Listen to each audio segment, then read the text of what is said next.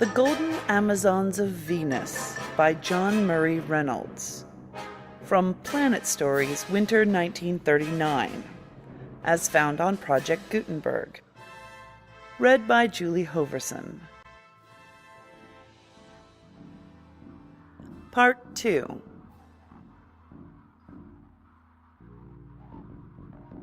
The landing party filed out a door that opened in the lower part of the hull. The moist air was a little warmer than that of Earth, and it had an unfamiliar smell of growing things, but its density seemed about the same.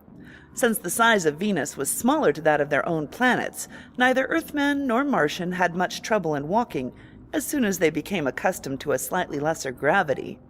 Jerry found that he could leap 8 feet in the air without any trouble. Jerry split the landing party into 4 groups, sending them spreading out like the spokes of a fan. Don't go more than 3 miles from the ship without further orders. Study the countryside thoroughly and then report back on board. All the landing party wore light armor of steel coated with duralite and carried ray tubes at their belts. Every third man had a heavier ray gun with its cylindrical magazine, not unlike the old-fashioned machine gun. Their polished armor took on a golden tinge as they tramped away across the grassland, while behind them the Viking lay motionless in the grass like a great torpedo of steel and blue. Jerry took personal command of the southernmost exploring party, leading them into a broad belt of forest. It was very still beneath the giant trees, where strange yellow flowers hung from the branches, and their path wound between clusters of 10-foot ferns. Huge toadstools of purple and green rose higher than their heads, and once they saw a giant ant, some 3 feet long, who scuttled off through the underbrush with the speed of a galloping horse. Gradually, Jerry became separated from the rest of his party, bearing more to the southward, as he caught a glimpse of more open country through the trees.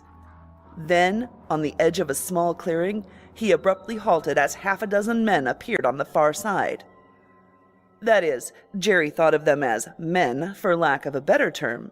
They were like nothing he had ever seen on either Earth or Mars, or any of the planetoids between. Lean bodies were covered with glistening gray scales. Though the hands seemed human, the feet were clawed and webbed. Short, flat tails hung behind them.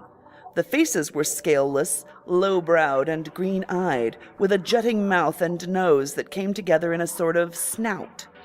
They had pointed ears that stood sharply erect. Their general appearance was a little more on the animal side than the human, but they had swords slung at their belts and carried short-barreled rifles. In the center of the group was a woman. She was naked except for a scarlet loincloth and golden breastplates.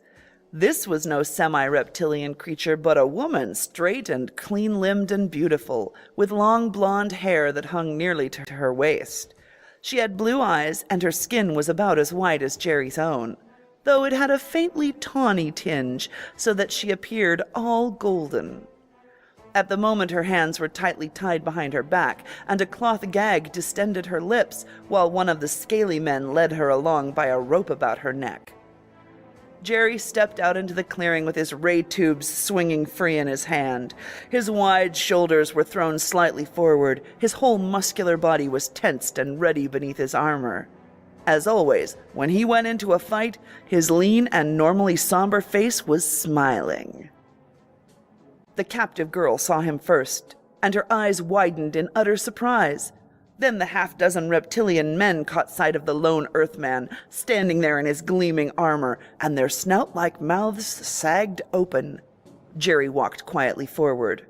He was half across the clearing before the Venusians recovered from their surprise. Then one of the patrol flung his short rifle to his shoulder. There was a hiss of escaping gas, and a split second later an explosive bullet struck him in the chest with a flash and a loud report.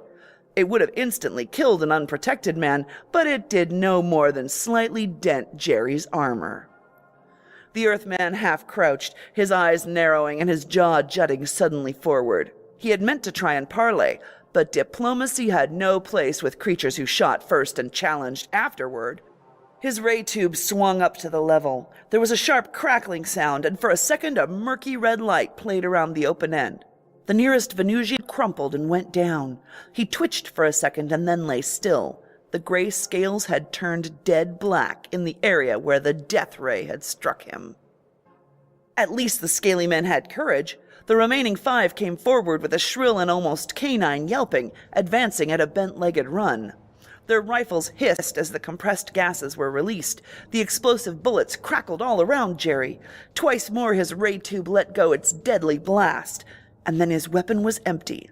He cursed himself through clenched teeth for having strayed away from the patrol while armed only with a light tube with simply 3 charges. 2 more of the reptile men lay twitching in the tall grass, but the other 3 were almost up to him. After that one volley, they had drawn their swords, which probably meant that their compressed gas rifles were cumbersome things to reload. And then Jerry Norton suddenly remembered the greater strength of his earthly muscles.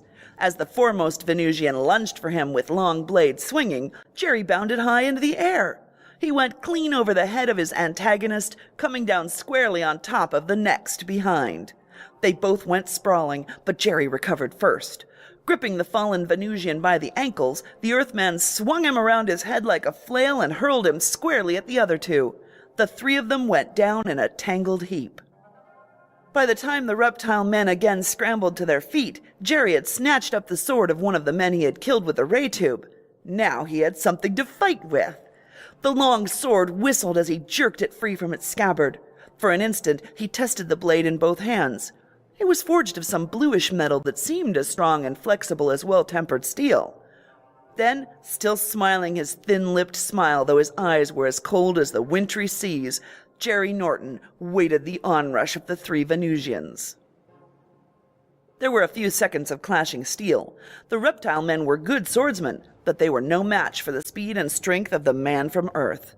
2 of them were stretched on the ground with cloven skulls, and then the last survivor turned and ran.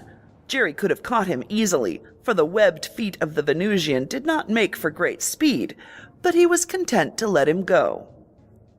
When the scaly tail of the fleeing creature had vanished in the underbrush, Jerry thrust his sword upright in the ground, where it would be handy if he needed it again in a hurry, and freed the golden-haired girl from her bonds. "I wonder where you fit into this picture, Bright Eyes," he muttered, knowing she would not understand. There was certainly nothing of the shrinking Violet about this girl. When her hands were free, she faced Jerry without any sign of either fear or even much gratitude, standing erect with her hands on her hips and her eyes nearly on a level with his own. "Jaro Kimtar, who are you?" she asked in Martian. Jerry stared at her in startled surprise. The girl had unquestionably spoken in Martian. It was a very old and antique form of the language that she used, a dialect that had not been heard on Mars itself for countless generations, but it was possible for Jerry to understand it. The last thing he had expected to find on this planet of Venus was anyone who spoke one of the tongues common on the outer planets. "I'm Jerry Norton," he said. "Jerry," the girl replied, "you talk funny." "Same to you, sister," Jerry grinned. "And just who are you, anyway?" "I am Klosana, of course, the daughter of Rupin Sang," the girl said haughtily. "Don't you see the golden arrow?" She touched a small golden arrow that hung from a light chain about her neck. It seemed to be some kind of an insignia of rank. Her deep blue eyes were looking at him thoughtfully. "You wear queer clothes, Jerry," she said at last. "Where do you come from?" "From Earth." She frowned. "Where is that? Is it one of the lands beyond the Great Sea?" "Much farther away than that. It's another planet, far off in outer space." "You lie," she said. "Such a thing is not possible." "Okay, sister," Jerry snapped. "We won't argue about that right now. Who are your unpleasant friends here? What do we do next?" Klosana walked across to take the sword of one of the slain reptilians. She tested its balance, seemed satisfied, and then belted the scabbard about her own waist. She handled the long blade with the experienced ease of a warrior, and for the first time Jerry noticed the play of corded muscles beneath the smooth and tawny skin of her arms and shoulders. Klosana, daughter of Rupin Sang, was feminine enough, but there was nothing of the clinging vine about her. She threw her long hair back over her shoulders and faced Jerry with the sword in her hand. "You should have killed the last of the scaly ones," she said, "instead of letting him get away. Now he will bring the whole raiding party down on us. Who are they, these things you call the scaly ones? Their region lies beyond the frontier of our land of Savisa, the girl explained. We are near the boundaries now. There is constant warfare between ourselves and the scaly ones. Now and then their raiding parties break through our ring of barrier forts, and it was a group of 500 such raiders that captured me this morning. That one who escaped will bring the rest back with him. Then I guess we'll need help, Jerry said grimly. There was a two-way shortwave radio set built into his helmet. He reached up to adjust the switch, then flashed the alarm signal. A few seconds later, he heard the answering voice of Portok the Martian, who was in command of the nearest of the Vikings' exploring parties. Jumping ray blasts, Chief. We were wondering what had happened to you. Guide on my transmitter and get here as soon as you can, Jerry snapped. Hurry. A few minutes later, they saw a glint of armor through the trees, and then the half-dozen members of the exploring party emerged into the clearing. Their eyes were wide with surprise as they saw Klozana standing beside Jerry. Who's your yellow-haired friend, Chief? Portok asked with a broad grin. He had spoken in Martian, the two tongues being practically interchangeable with the men of the interplanetary fleet. Klozana's eyes flashed fire. Speak of me with more respect, little red face, she snapped. Portok's jaw sagged open, but before he could say anything further, the underbrush on the far side of the clearing suddenly vomited a yelling horde of the scaly ones. They came in close-packed masses, yelping shrilly. Their scaly skins and the blades of their swords gleamed in the subdued yellow light. Evidently bent on capture of the small group of strangers, they were not using their gas guns. "Keep together! Fall back toward the ship!" Jerry roared, drawing the sword he had captured earlier in the day. There was a sharp crackle of ray blasts as the Earthmen fell back before the charging horde of the scaly ones. The short hand tubes were soon exhausted, but the heavy ray guns carried by two of the men fired steadily. Murky light continually played about their stubby muzzles. Dozens of the scaly ones dropped, twitching in the tall grass before the deadly blast of the rays, but the shouting hordes came on unchecked. And then a bugle sounded somewhere off in the flank. "Now, you scaly devils!" Klozana screamed, facing about and waving the sword high above her head. "The frontier guards have arrived!" Long lines of warriors charged out through the bushes to take the reptile men on the flank. The front line of skirmishers carried heavy bows and had quivers of arrows slung on their backs. The ranks behind were armed with shields and spears. Rank by rank and company by company they came, nearly 1,000 strong, the ringing clamor of brazen trumpets urging them onward.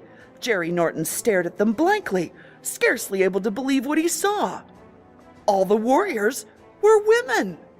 They were tall and clean-limbed, with long golden hair that streamed behind them as they ran. Like Klozana, they wore bright-colored loincloths and had round gold plates fastened across their breasts. The might of the golden Amazons of Venus swept forward like a giant wave with a spray of tossing spear points above it. Then the trumpets sounded again, and the arrow storm began. The front ranks loosed their long shafts swiftly, and the air became full of the twang of bowstrings and hiss of speeding arrows. A shouting officer of the scaly ones went down with a pair of shafts feathered in his chest. His men were dropping all about him as the gold-tipped arrows struck home. The reptile men were using their gas guns now. The sharp hiss of the discharges rose above the twang of the bowstrings. The snap of the exploding bullets was like a crackle of old-fashioned musketry. The projectiles ripped holes in the front ranks of the Amazons, but they still came bounding forward. Then the sharp reports of the exploding bullets died away, for the gas guns were cumbersome things to recharge, and there was no time. The two lines met with a clash of steel. Jerry Norton had thrown his armored Earthmen and Martians as a guard around Klozana when she ran toward the center of the Amazon line. On 2 occasions, small parties of the scaly ones cut their way through the guarding spears to reach them, and each time the blast of the heavy ray guns mowed them down. The clatter of meeting blades was like the noise of 1,000 smithies. The shrill yelping of the reptile men was drowned out by the triumphant blast of the Amazon trumpets. The scaly ones were giving back all along the line, under pressure of superior numbers and the greater agility of the lithe Amazons. Jerry fought with the long blue-bladed sword in his hand and the shield of a fallen Amazon on his left arm. With the greater strength of his earthly muscles, he raged through the fighting while his heavy blade wrought deadly execution. And then it was over. The scaly ones broke up into scores of fleeing groups, and fresh companies of Amazons bounded in pursuit with their long bows twanging. Clozana leaned on her dripping blade and held out her hand. "It was a good fight, Jerry. I think I will take you for my husband." "I think," Jerry said, "we'll just leave that idea for discussion some other time." The fleeing survivors of the scaly ones had gone, with companies of light-armed Amazons in hot pursuit. The others were tending the wounded and gathering up the dead, picking up fallen weapons, doing all the routine tasks that are the aftermath of battle. Clozana was now surrounded by a bodyguard of tall blonde Amazons whose loincloths bore the same design of a golden arrowhead as her own. "I think," she said to Jerry, "that you should come to see my father, Rupin Sang, who is ruler of this land." Quite a thinker, decided Jerry. "We can take you there in the ship if you show us the way," he said shortly. A horde of Amazons thronged around the big blue and silver hull of the Viking where she lay in the knee-high grass. As the members of the landing party filed on board and turned their ray tubes into the ordnance officer to be recharged, the other members of the crew came out to stare at the visitors. Angus McTavish stood on the steps of the ladder with his big fists on his hips. "Will you look at all the bonny lassies?" he said. "This may not be such a bad planet after all." The feminine warriors of Venus saw McTavish then, and a sudden murmur swept over the throng. An instant later, 100 blades flashed in the air in salute, and then all the Amazons dropped down on one knee. "Now what the devil?" muttered Steve Brent, who had come out of the ship just behind McTavish. "Just a proper tribute to my outstanding personality, lad," the big Scot muttered aside. Clozana read the surprise in Jerry Norton's eyes. "There are few men in this land of Savisa," she explained, "and the wearing of a beard is the sign of a noble of the highest rank." "Wonder how long it'll take me to grow a good crop of whiskers," Steve said. Clozana and a dozen of her bodyguard came aboard, looking curiously about them. As the Venusian princess walked into the control room, she came face to face with Olga Stark. For a long moment, the two women stood looking at each other, their clashing glances hard and intent, the golden Venusian and the dark-haired Earthling. Then Clozana shrugged and turned away. "I do not like her," she said calmly. A slow flush spread over Olga Stark's face and her eyes smoldered, but she did not answer. With helicopters spinning, the Viking rose 1,000 feet in the air. Then she moved ahead at minimum cruising speed. Clozana stood at one of the control room windows to point the way. It was a strange land that they saw moving past below them, though a pleasant one. There were rolling uplands and patches of forest and occasional villages surrounded by broad tilled fields. Except for the yellowish tinge to the vegetation and the odd shapes of the trees, it might have been an earthly countryside. Then Jerry noticed another thing. Though it was broad daylight, as bright as it could become on this planet, there were no shadows at all. The diffusing effect of the eternal cloud barrier kept the light equal on all sides. "The land of no shadow," he said aloud. For the first time in this busy day, he thought of the fact that they were 40 million miles from home. If anything happened to the Viking, they would spend the rest of their lives here. They passed some of the barrier forts, square and stone-walled buildings reminiscent of medieval castles on Earth. In the misty hills beyond, Clozana told Jerry, lay the country of the scaly ones. "What is it like?" he asked. She shrugged, but her eyes were shadowed. "All I know about it is legend, the sort of tales that old women tell in the evenings. Many of our people have been taken there as prisoners in raids, but none has ever returned alive."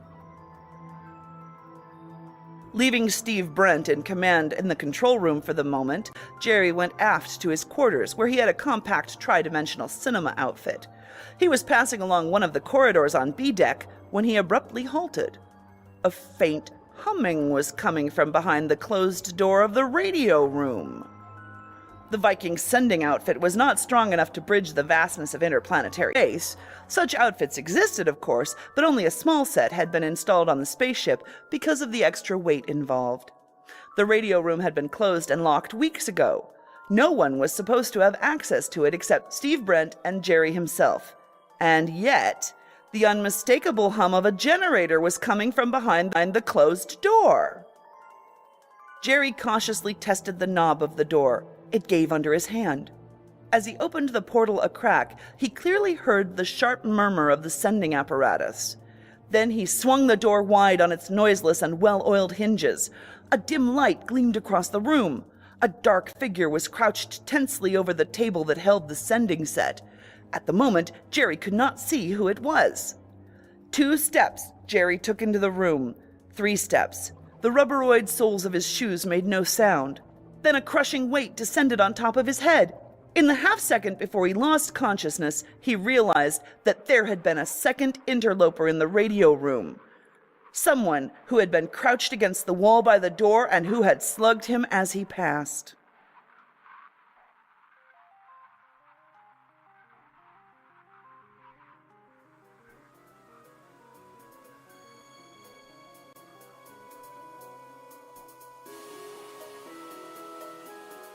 That was part 2 of The Golden Amazons of Venus by John Murray Reynolds.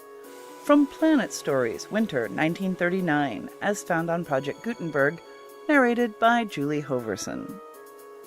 This is part 1 of probably many. This is about 1/10 of the story, though further parts might end up being longer, because this just was a really good place to end part 1 at. Music is from Zephon, as found on Jamindo.